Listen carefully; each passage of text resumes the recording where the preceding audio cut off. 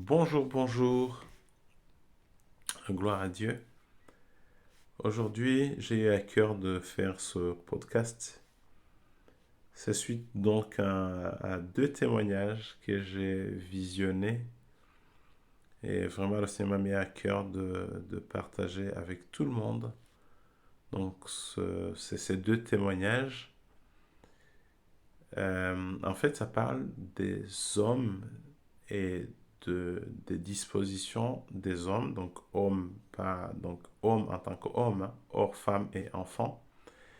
Donc il s'agit donc d'une vision qu'a eu un homme de Dieu, hein, que je mettrai partie de la vidéo que j'ai visionnée.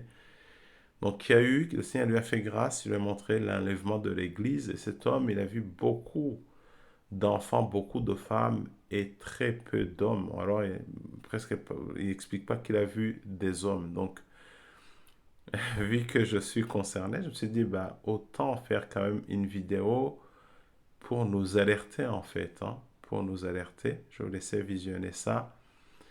Et la deuxième partie, donc une autre vidéo que j'ai prise, ça vient d'un témoin, donc d'un enseignement, hein, d'un homme de Dieu aussi que vous allez voir. Peut-être certains d'entre vous, vous le suivez aussi. Donc, dans le ministère où Dieu l'a établi, ils ont fait une campagne de dons pour soutenir cette œuvre. Donc, ils avaient 5000 personnes, ils avaient fait une demande de 5000 personnes qui pouvaient donc s'aimer dans l'œuvre de Dieu, donc qui est une bénédiction pour la francophonie. Et sur les 5000 donc, personnes qui sont intervenues, il dit que 78% sont des femmes. Donc, ça montre à quel point le ratio des hommes est vraiment très très peu. Donc si je prends donc l'enseignement et le témoignage des deux hommes de Dieu, ça laisse à penser en fait par rapport aux hommes. Donc je vous laisse le garder. Donc moi aussi j'ai le gardé et puis je reviendrai tout de suite après. A montré l'enlèvement, comment l'église sera enlevée. Je ne dormais pas.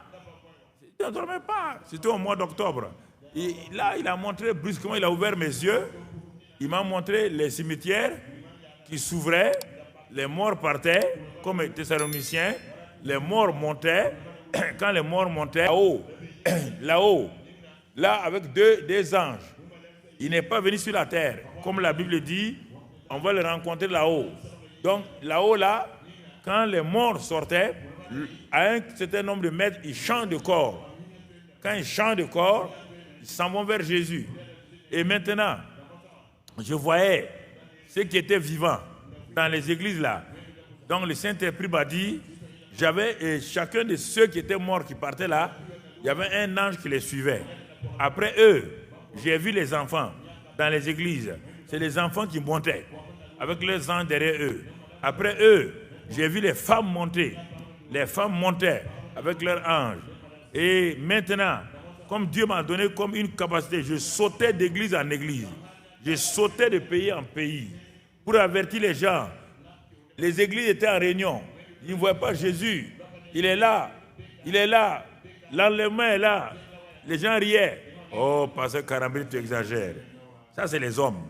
Les femmes partaient, les enfants partaient, et les hommes argumentaient avec moi. Et donc, on peut voir par exemple que parmi les 5000 semeurs, eh bien, c'est fou, 78% sont des femmes. Donc voilà.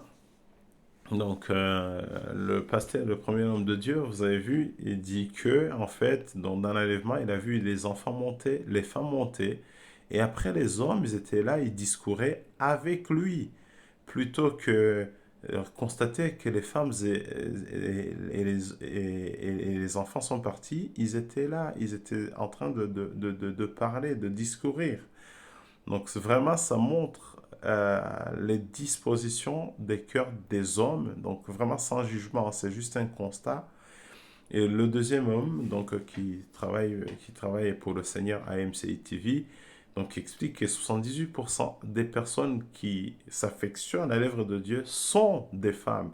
Et c'est vrai que quand on regarde pas mal dans les églises éveillées, c'est vrai qu'il y a pas mal de femmes, et c'est vrai parfois peu d'hommes dans des veillées, dans des choses comme ça. Alors, il y a une petite pensée, donc une pensée que j'ai demandé à Dieu, c'est que je pouvais partager comme passage biblique suite donc à ce que j'ai vu, hein, qui me demandait aussi de partager. Donc, il y a Jacques chapitre 4, verset 10 dit, humiliez-vous devant le Seigneur et il vous élèvera.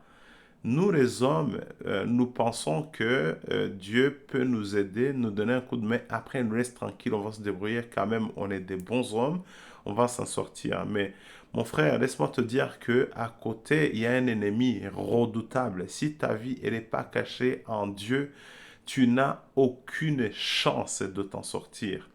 Donc, vraiment, je nous exhorte à moi aussi à nous humilier, nous les hommes, nous humilier. En fait, l'humilité, c'est une puissance. S'humilier, se soumettre à la soumission à Dieu, ce n'est pas du tout une faiblesse. C'est le diable qui a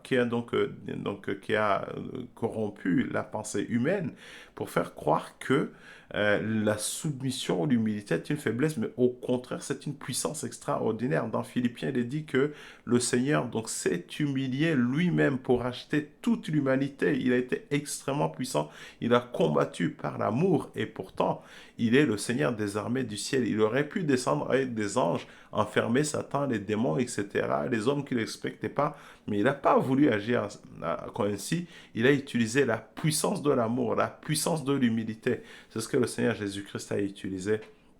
Donc voilà, je prie vraiment que les hommes qui écouteront donc ce podcast pourront aller chercher la face du Seigneur pour lui demander, en fait, quand on ne peut pas, de nous donner l'humilité devant lui et au temps convenable, il nous élèvera. Que le Seigneur vous bénisse. Très bonne journée. À bientôt.